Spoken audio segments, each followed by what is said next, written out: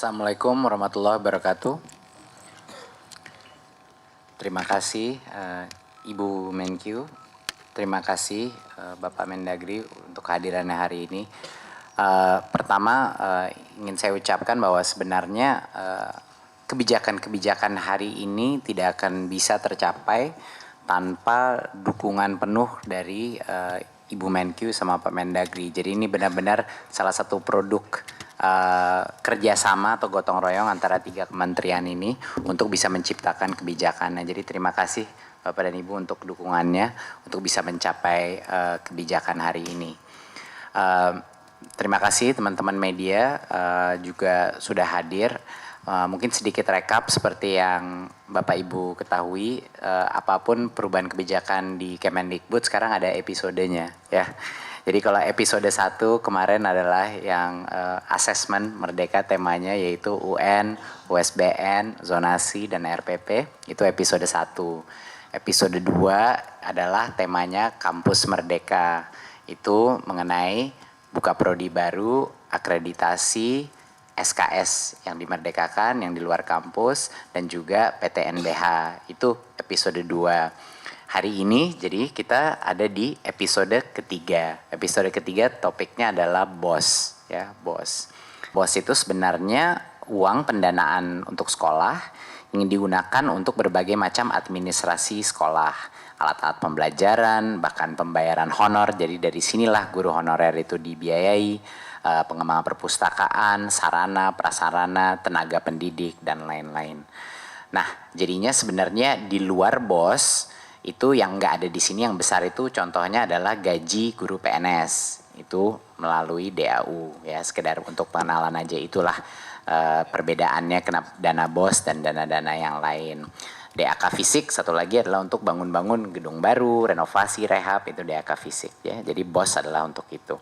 Sekarang uang BOS itu sebelumnya di tahun 2019 itu ditransfer langsung dari Kementerian Keuangan kepada dinas kepada pemerintah provinsi ya, di rekening kas umum daerah ARKUAD pemerintah provinsi. Baru dari situ ditransfer ke masing-masing sekolah. Dan di tahun sebelumnya di tahun 2019 ada beberapa aturan-aturannya seperti pembayaran honor, yaitu untuk guru honorer dibatasi untuk sekolah negeri hanya 15% dari total BOS, dan dimaksimalkan untuk sekolah swasta 30% maksimal yang bisa digunakan untuk guru honorer. Ini salah satu contoh-contoh pembatasannya. Dan yang kedua ada juga pembatasan maksimal 20% dari dana BOS itu yang boleh digunakan untuk pembelian buku-buku textbook dan beberapa peralatan-peralatan kurikulum lainnya ya. Berikutnya.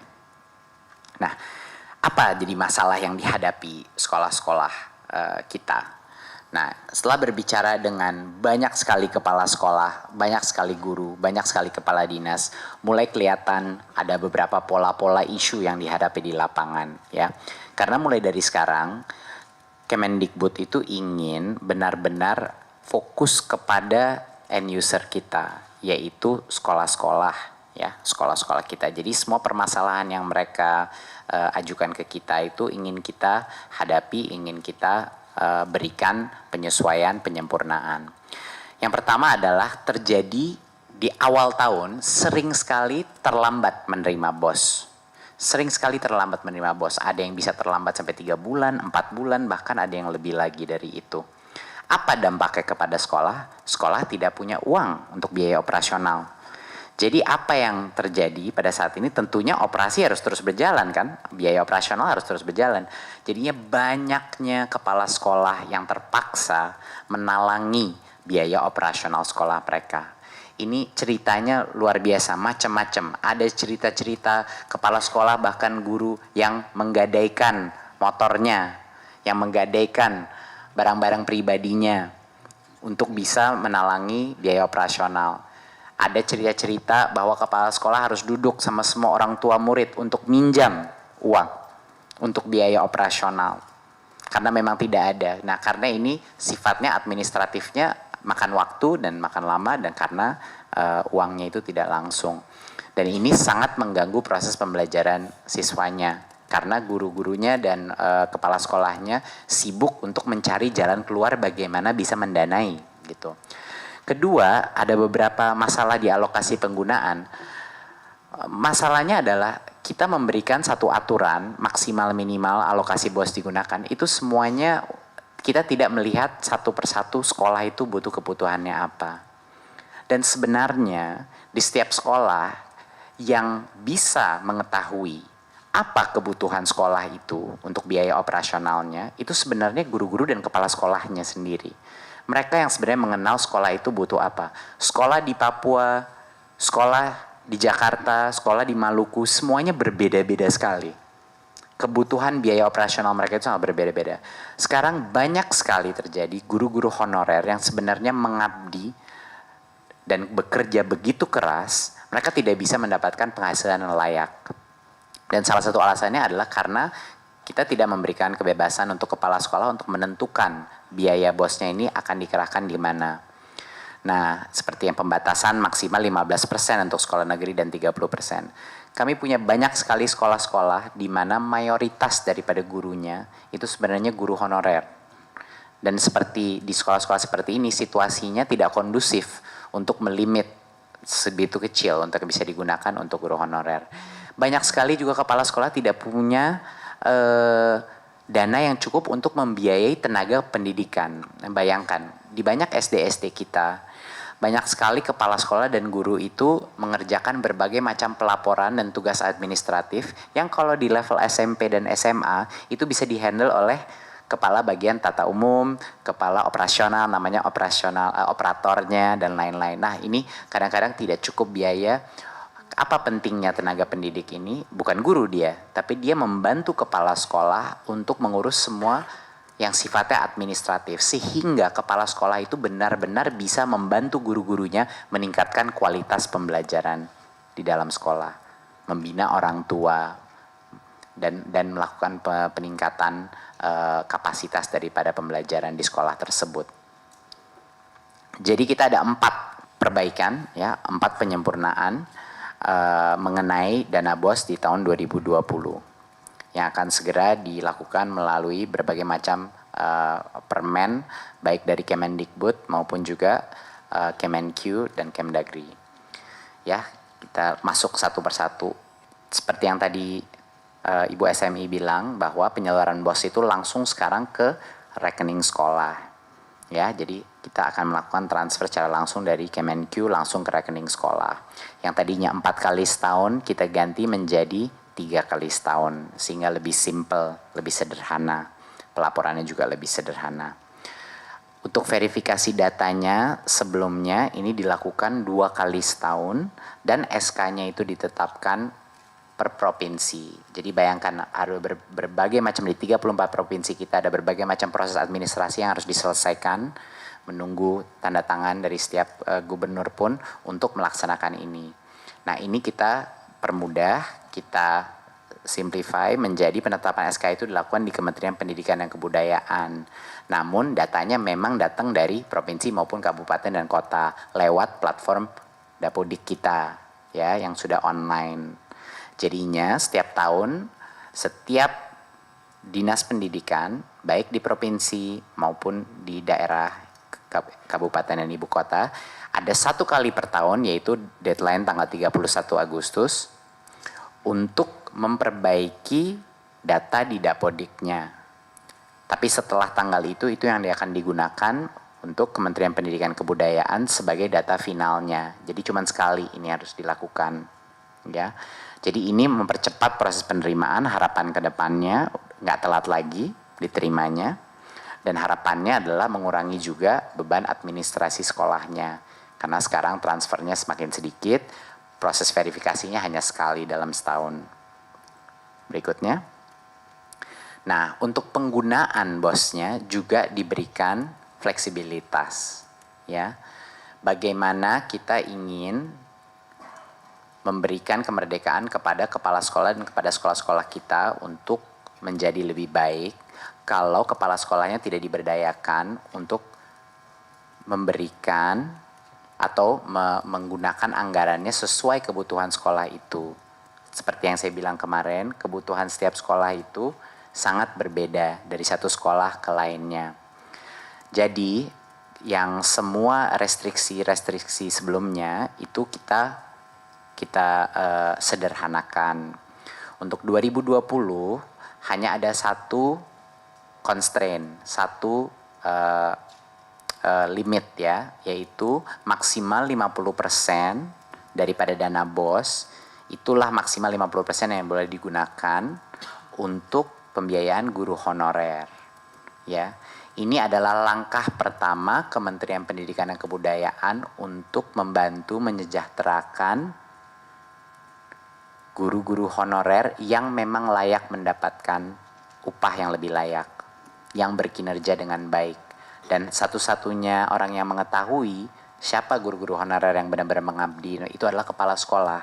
Jadi kita berikan kewenangan ini, kita berikan otonomi bagi kepala sekolah untuk menentukan. Jadi yang tadinya cuma 15% daripada dana BOS bisa digunakan, sekarang naik menjadi maksimal 50%. Ini juga memberikan kebebasan menggunakan dalam 50% ini bisa untuk tenaga pendidik seperti membiayai operator bagi kepala sekolahnya agar kepala sekolahnya bisa benar-benar berfungsi sebagai pemimpin pembelajaran, bukan pemimpin operasional sekolah. Ya, ini juga penting. Dalam 50% itu bisa dia gunakan. Ya, yang tadinya juga ada pembatasan maksimal cuma 20% untuk buku teks dan non-teks seperti alat multimedia, sekarang itu diberikan kewenangannya, otonominya kepada kepala sekolah, tidak ada limitnya. Jadi satu-satunya limit ini adalah maksimal dari persentase dana BOS yang boleh digunakan untuk guru honorer dan tenaga pendidik, itu yang ditingkatkan sampai 50%. Dari luar itu adalah kewenangannya kepala sekolah.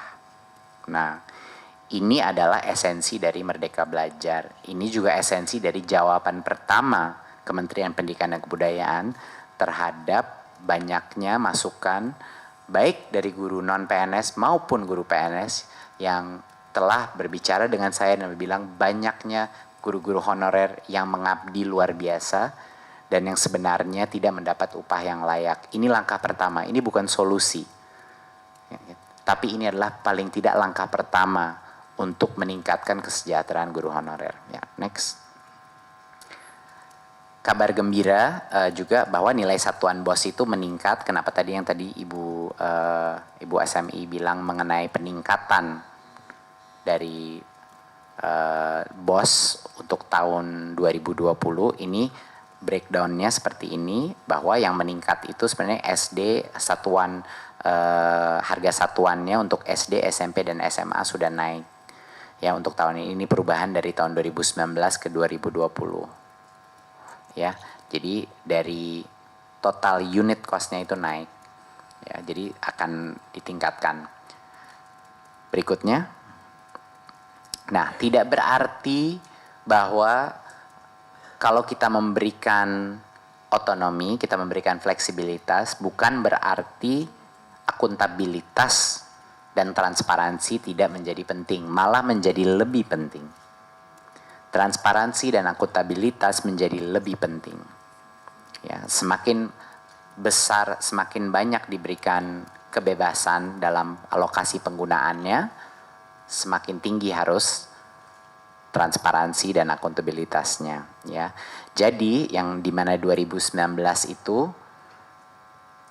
kami hanya menerima sekitar 53% daripada sekolah itu melaporkan melewat sistem online kita penggunaan BOS-nya itu seperti apa yang sampai di Kemendikbud.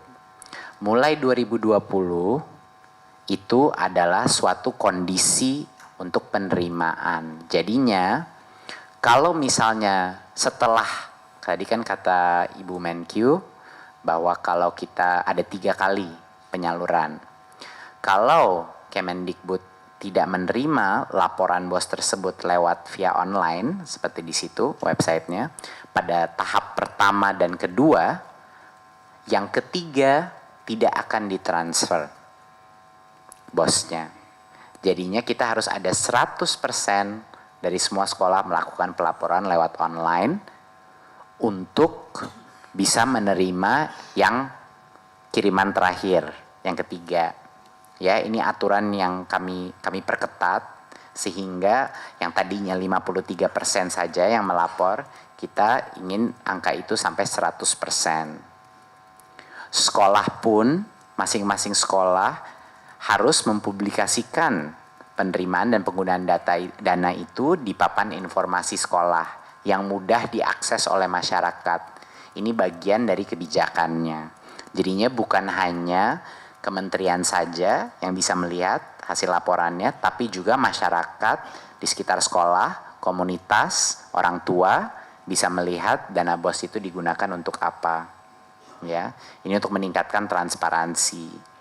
Ya, harapan kami adalah dengan memberikan fleksibilitas dan kebebasan untuk kepala sekolah menentukan apa yang dia ingin biayai, bahwa pelaporannya pun lebih akurat.